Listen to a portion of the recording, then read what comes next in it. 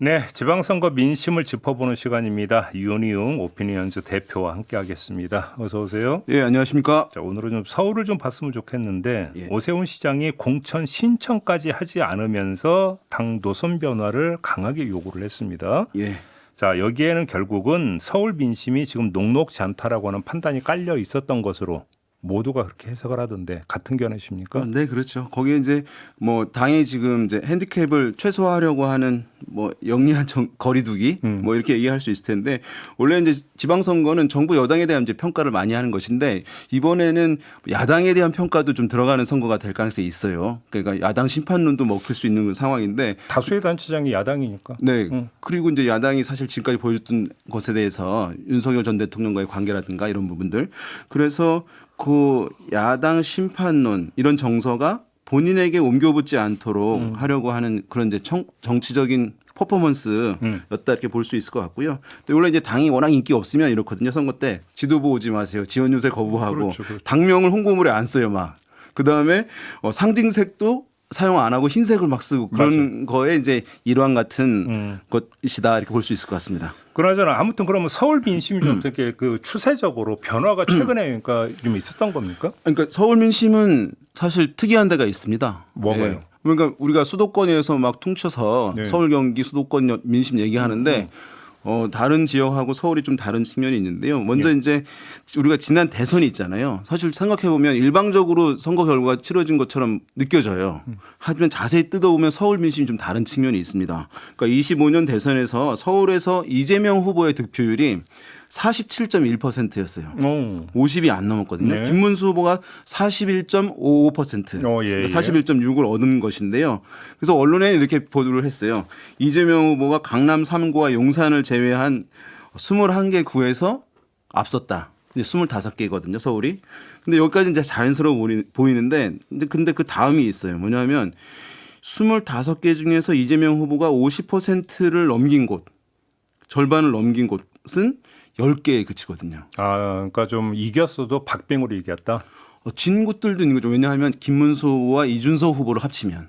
아, 예. 예. 그러니까 보수적 정서가 경기도는 안 그랬거든요. 그런 측면들이 있는 점. 그리고 그것이 그때 투표율이 80에 가까웠거든요. 네. 근데 지방선거는 그거보다 좀 낮아지는 흐름들이 있을 수 있어요. 60 내외 정도. 그러겠죠. 예, 그러면은 사실 어떻게 보면 어떤 이해관계를 가진 사람들이 좀 더 적극적으로 투표에 참여하는 것으로 남을 수 있거든요. 그런 기류들이 좀 있다고 할 수 있을 텐데 지금 이제 서울시장 선거 관련해서 보게 되면은 가장 최근에 나왔던 거는 스트레이트 뉴스가 이제 조원 CNI에 의뢰해서 28일부터 3월 1일까지 804명 ARS 조사를 했는데요. 네. 자세한 이제 사항은 중앙선거 여론조사 심의위원회 홈페이지를 참조하시면 네. 되는데요. 이 조사에서 그 양자 대결을 해보았는데 지금 이제 주목을 받고 있는 더불어민주당의 정원호 후보가 55.8, 국민의힘의 오세훈 시장이 32.4%로 차이가 많이 격차가 나네. 상당히 이제 났습니다. 근데 ARS 조사 같은 경우는 그좀 보통 그 이제 정치 고관여층이 네네. 응답을 좀 많이 하기 때문에 네. 그다음에 좀 보수 쪽으로 조금 더 나온다 이런 통설이 그렇죠. 있잖아요. 그러니까 그걸 감안해서 봤을 때 상당히 이제 이례적이라는 얘기를 이제 많이 하고 있는 거예요. 그렇죠. 왜냐하면 이게 MBC 지난 이제 설 연휴 때 MBC에서도 조사를 했거든요. 네. 코리아 리서치 인터내셔널에 이제 2월 11일부터 13일 그때 801명을 이제 대상으로 전화 면접을 했는데요. 여기서는 방식이 약간 다르긴 합니다.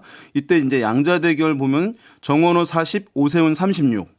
오. 차이가 별로 안 났어요. 그리고 박주민 39, 오세훈 39. 이때는 이제 동일합니다. 그러니까 그때만 하더라도 이제 팽팽한 흐름들이 있었는데 최근에 이렇게 격차가 좀 난 측면이 있는데. MBC 조사도 중앙선거 여론조사 심의위원회 홈페이지 참고하시고요. 네. 예. 근데 이게 그 사이에 있었던 거를 보게 되면 그 정당 리스크가 반영이 아주 많이 됐다고 봐야 돼요. 아, 그렇게 봐야 돼요. 예, 국민의힘이 최근에 이제 있었던 상황들, 그 이제 내부가 좀 혼란스럽고 상식적이지 않다는 말까지 이제 있었던 것이거든요. 그러니까 선거가 임박했는데 불구하고 탄핵받은 전직 대통령을 계속 붙잡고 있는 이제 형국이니까, 그러니까 기존에 국민의힘을 지지하던 분들 중에서도 내가 지금 국민의힘을 지지한다고 얘기하지 못하는 상황이 된 거예요. 그러니까 지지율 뭐 최근에 나온 것들 막 많이 떨어진 것 있었잖아요. 네네네. 그래서 그것이 이제 다시 좀 회복이 되느냐. 그러니까 이 최근에 나온 결과가 이제 일시적인 어떤 현상이냐. 이 전체적인 대세의 이제 하락 흐름으로 가는 것이냐. 이제 이거에 따라서 뭐 선거 결과에도 영향을 이제 줄 수밖에 없겠죠. 그러면 세부 지역별로 해서 뭐 구단이나 아니면 뭐 강남권, 강북권 이런 식으로도 어떤 또 이게 좀 대비되는 부분이 있습니까? 흐름상? 이제 예전에는 뭐 강남 3구 많이 얘기했잖아요. 거기에 요즘에는 이제 용산을 얘기해요. 아, 그렇죠. 예. 그 강남보다 용산이 더 어떤 이제 보수 색채가 강하다. 이제 이런 얘기까지 이제 하거든요.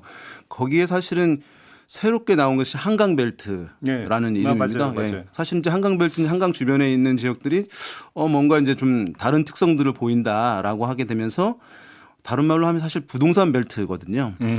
서울이 이제 왜 이렇게 보수적이냐 어떤 경우들 얘기를 많이 하시는데 여론에서 어떤 현상이 있으면 이제 이유가 있는 거거든요. 뭐 부동산 민심이 많이 방해된다는 얘기는 많이 나왔고. 실제로 왜냐하면 결정적인 배경일 수밖에 없는데요. 지난 이제 최근 10년 동안 서울 집값이 좀 끝모르게 상승을 한 거예요. 하는데 그래서 서울이 뭐 진보냐 보수냐는 이제 이념 도시가 아니라 자산 도시가 된 측면이 있어요.